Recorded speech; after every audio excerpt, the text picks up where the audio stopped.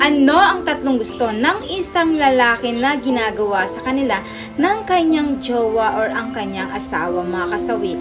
Ang una natin na gusto ng mga kalalakihan ay pagsilbihan sila, mga kasawi. Alam niyo ba, may mga lalaki talaga, mga kasawi, gustong gusto nila na pinagsisilbihan sila, lalo kapag ang isang lalaki ay galing ito sa trabaho at pagod na pagod ito, mga kasawi. Ang ganda na pagsilbihan natin yung ating mga asawa. Hayiinan mo ito ng pagkain at kausapin mo ito at kamustahin mo ito, mga kasawi. Alam niyo ba, sa mga lalaki, gustong gusto nila yan na pinagsisilbihan sila ng kanilang asawa.